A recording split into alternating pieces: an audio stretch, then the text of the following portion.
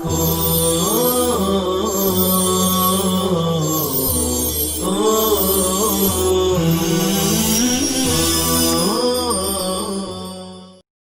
اللہ الرحمن الرحیم الحمد للہ رب العالمین الحمد للہ حمدا کثیرا طیبا مبارکا فیہ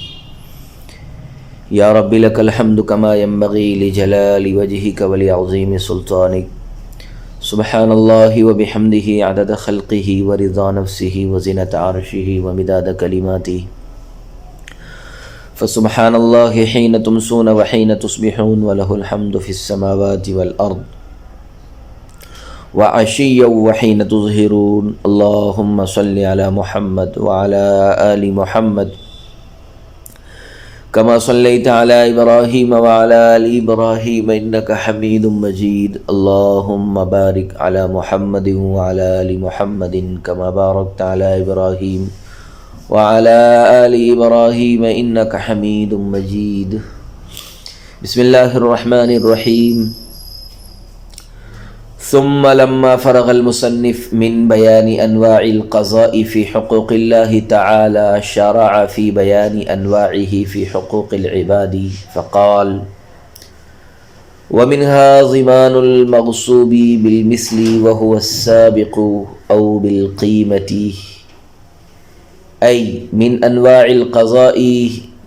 ضمان الشيء المغصوب بالمثل فيما إذا غصب مثليا واستهلكه ووجد المثل فيما بين الناس أو بالقيمة فيما لم يكن له مثل أو كان له مثل ولكن انصرم عن أيدي الناس فهذا نظير القضاء بمثل معقول لأن المثل والقيمة كلاهما مثل معقول أما الأول فظاهر إذ هو مثل صورة ومعنى وأما الثاني فهو أيضا مثل معنى وإن لم يكن صورة ولكن الأول كامل والثاني قاصر ولهذا قال وهو السابق أي المثل الصوري سابق على المثل المعنوي فما دام وجد المثل الصوري لم ينتقل إلى المثل المعنوي ففيه تنبيه على أن القضاء بمثل معقول نوعان كامل وقاصر لا يقال مثل هذا متحقق في حقوق الله تعالى أيضا فإن قضاء الصلاة بالجماعة كامل وقضاؤها منفردا قاصر فلم لم يتعرض له لأننا نقول عندهم قضاء الصلاة منفردا كامل وبالجماعة أكمل ولا يقيسون حال القضاء على حال الأداء.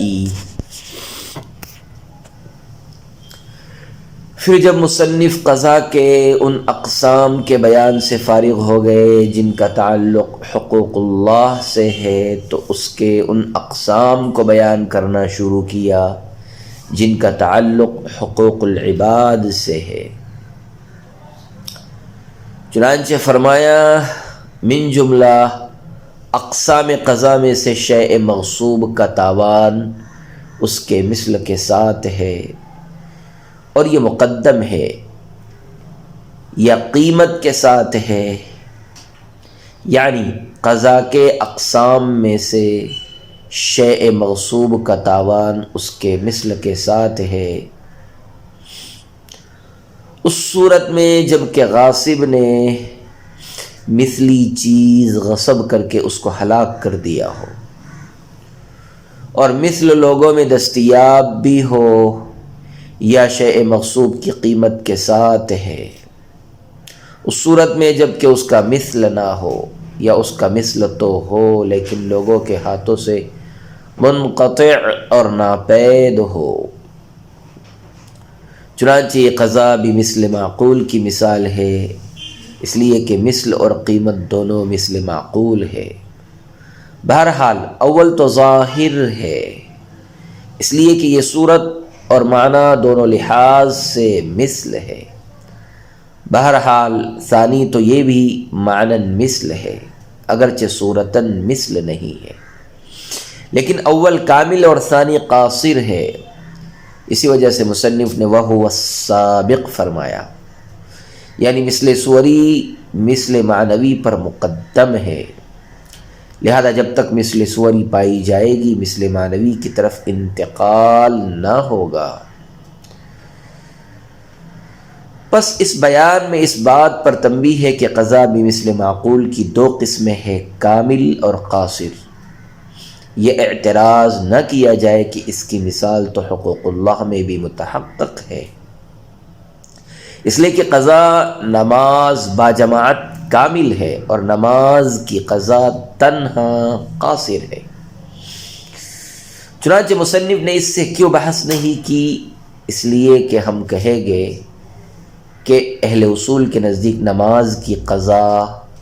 تنہا کامل ہے اور باجماعت نماز کی قضا اکمل ہے،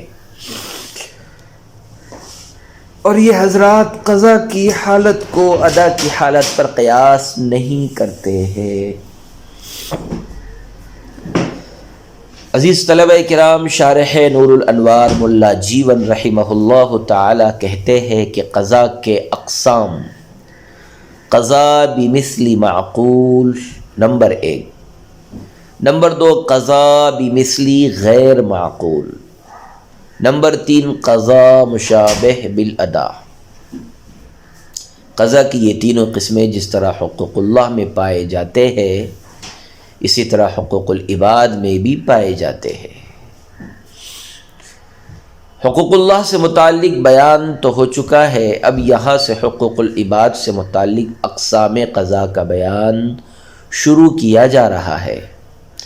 چنانچہ فاضل مصنف نے فرمایا کہ قضا کے اقسام میں سے ایک قسم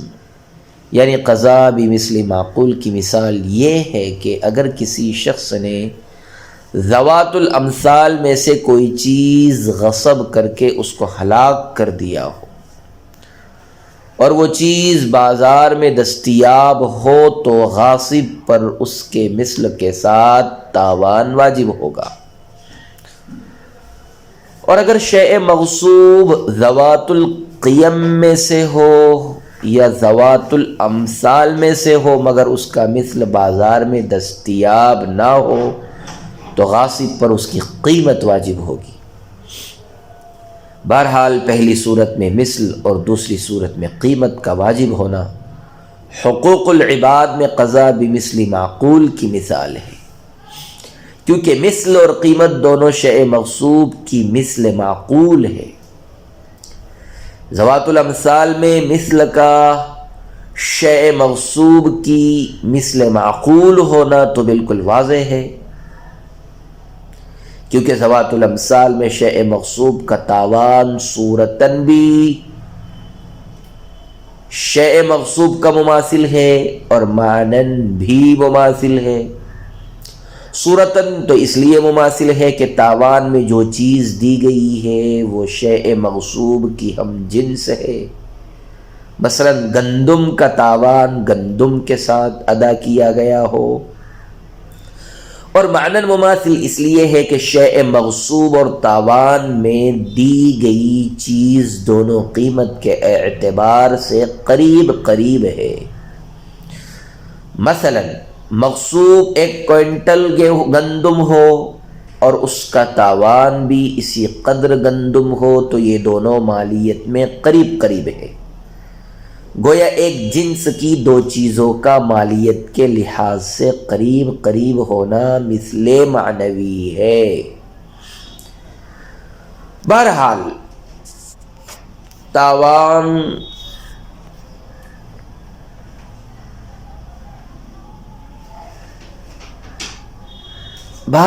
تاوان میں دی گئی چیز جب شیء مغصوب کی صورتاً بھی مثل ہے اور معناً بھی مثل ہے تو اس کا مثل معقول ہونا ظاہر ہے۔ اور رہا ثانی یعنی تاوان میں شیء مغصوب کی قیمت ادا کرنا، اگرچہ صورتاً مثل نہیں ہے لیکن معناً مثل ہے۔ صورتاً مثل تو اس لیے نہیں ہے کہ جو چیز تاوان میں دی گئی ہے یعنی قیمت وہ شے مغصوب کی ہم جنس نہیں ہے۔ اور معنی مثل اس لیے ہے کہ شے مغصوب اور اس کی قیمت مالیت میں قریب قریب ہے۔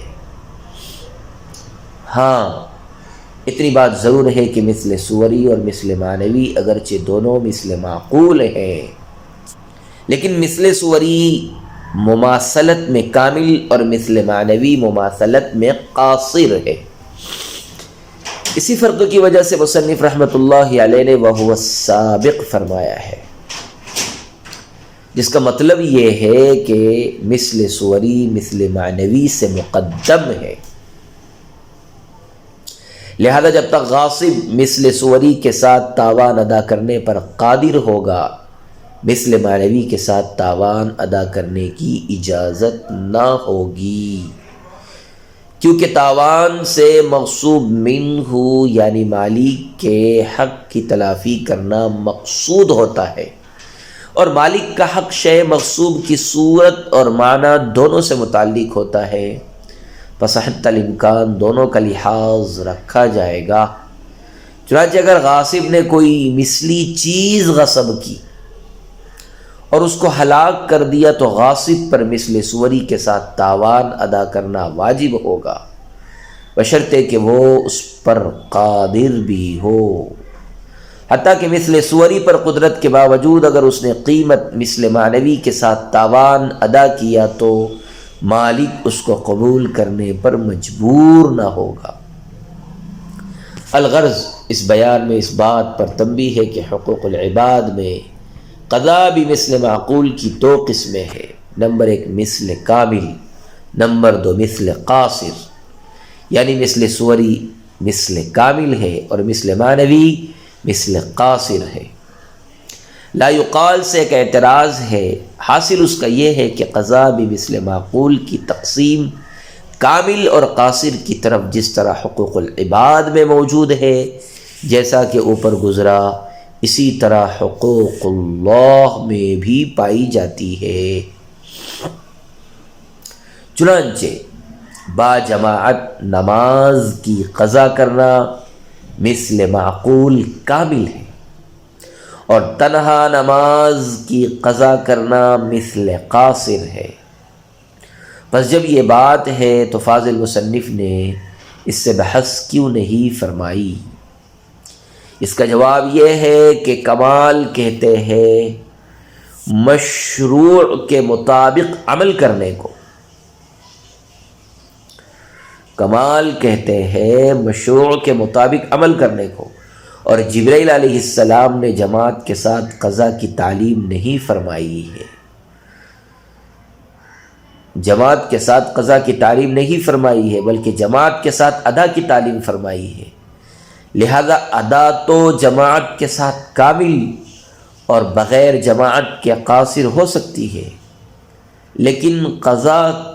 کامل اور قاصر نہیں ہو سکتی، بلکہ قضا اگر جماعت کے ساتھ ہو تب بھی مثل کامل ہے، اور بغیر جماعت کے ساتھ ہو تب بھی مثل کامل ہے۔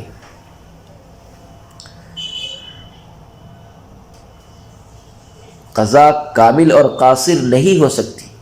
بلکہ قضا اگر جماعت کے ساتھ ہو تب بھی مثل کامل ہے، اور بغیر جماعت کے ہو تب بھی مثل کامل ہے۔ زیادہ سے زیادہ یہ کہہ سکتے ہیں کہ با جماعت نماز کی قضا کرنا اکمل ہے، اور بغیر جماعت کے قضا کرنا کامل ہے۔ بہرحال جب ادا نماز با جماعت مشروع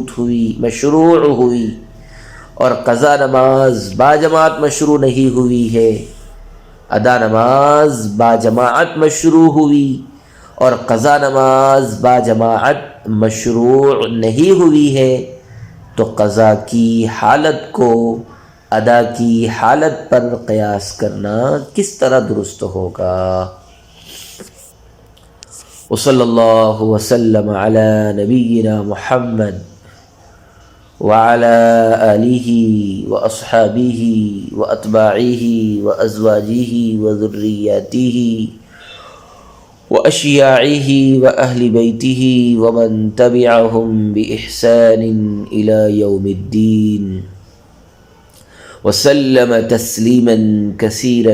کثیرا. السلام علیکم ورحمۃ اللہ وبرکاتہ.